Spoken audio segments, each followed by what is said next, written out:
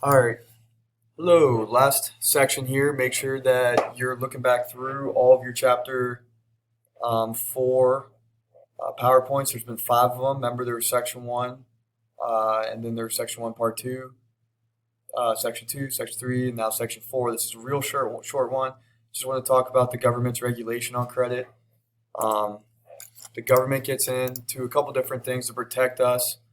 The federal government regulates the credit industry. That's kind of how we come up with our credit score. We have the federal bureaus that regulate each and every person through their social security numbers and through your spending habits, and it allows banks to go in and check them.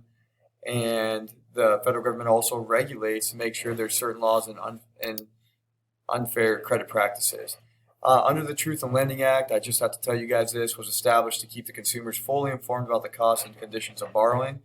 The Equal Credit Opportunity Act, addition to Truth in Lending Act, cannot deny any kind of credit based on your race, religion, national origin, gender, marital status, or age. That's on your exam. Make sure you do not make sure you know that.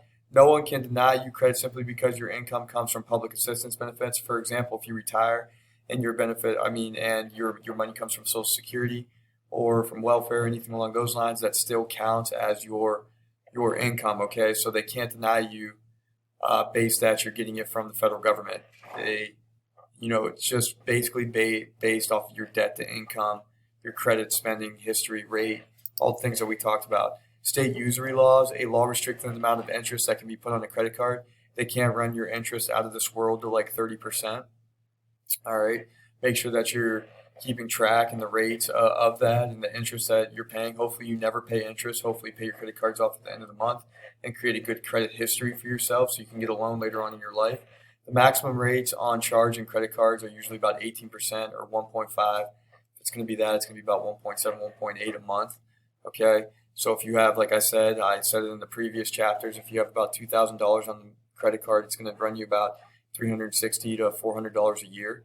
Consumer finance agencies, in contrast, can often charge higher rates because their loans involve higher risk, meaning they have unsecured loans, and you do not want to go to consumer finance agencies. Okay, like these different private lending agencies, and that's how they make their money by doing that. They will give you the money; it will be unsecured, but you're going to be paying out the wazoo and interest rates. So be very careful if you do that.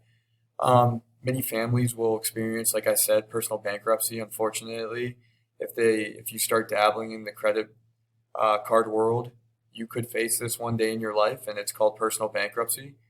It is a federal offense, as if you would create a federal crime. You are committing the crime against the federal government. They are, in return, eating all of your debts, and you, for 10 years, are a federal criminal and you cannot get any loan for 10 years. Okay. So they reclaim your house, they'll reclaim any collateral that you have.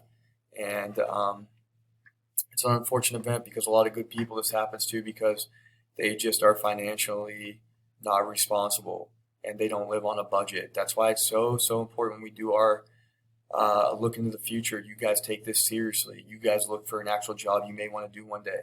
See where that puts you financially. See how you live financially. Families that ignore the total cost of their borrowing results in too many credit cards, like I said, that just keep toppling on each other. You get 4 or 5 credit cards at $5,000, $6,000 a piece. You're looking at spending $2,000 to $3,000 a year. What's 3,000 times five? That's $15,000 a year you're paying to credit cards. So if you're making $70,000, $80,000 a year, you're still paying for your house mortgage and all those necessities that you have to pay, part of your discretionary income. And now on top of that, you're paying an extra $15,000 a year, okay, an extra $1,500 a month just on credit card payments, and you don't have the monthly budget. In fact, you're living paycheck to paycheck, and the only way that you can pay for groceries is on a credit card, and that's what happens to a lot of Americans. Therefore, it results in personal bankruptcy. They're not bad people; they just have not been responsible financially. You have to be careful that when we do our look into the future, you don't buy a home that's out of your budget. No more than 33% of your budget should be a part of your home.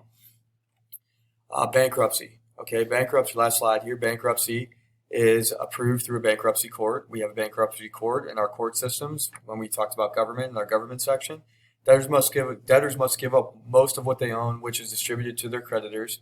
So your whole savings account, your 403b that you're saving for retirement, everything is wiped clean. And this goes on your record, okay, and it's distributed to your creditors. Your car may be repossessed, your house may be repossessed, everything that you have any kind of cash value in, they will claim and resell it. Okay, certain debts such as taxes must continue to be paid. It remains on your credit for up to 10 years. You cannot borrow any funds for cars or homes, or it is very difficult unless you have a large lump sum down, okay, for them to be able to do that. Bankruptcy is a last resort. Your creditors will never be paid off, at least not in full, for what they have loaned out to you. In 2005, Congress passed extensive amendments to federal bankruptcy laws. It is now more difficult to avoid paying off student loans than ever. Many students get themselves into this dangerous game of credit cards because they don't have enough money on hand because they're paying so much money in student loans. When we do our look into the future projects, I really want you guys to look at what's the best cost efficient college that you could go to that's going to get you a degree in what you want to get into, and you get out in the amount of years that you want to. You go to college for 2 years and you drop out, that could be $60,000 that you owe or you pay on student loan debt in 6 months. And you're not going to be able to get a well-paying job according to the indexes because you don't have a degree. All right. And I'm sorry to say it, but it's very, very difficult for you if you're not ready to go to college. You need to prepare your mind to go to college. You need to prepare your mind to do whatever you're going to do so you do not fall into this financial hole. Okay, guys? If you have any questions, let me know. You're going to do the snowball debt Q&A. It's going to teach you how to get out of debt. Make sure you write complete sentences, list the money numbers on how you get out of debt. You're also going to have a test here very soon, maybe tomorrow. Be ready for that. Okay. Study chapter 4, all the different PowerPoints, and be ready for your exam tomorrow. All right, guys. Have a good day. We'll see you later.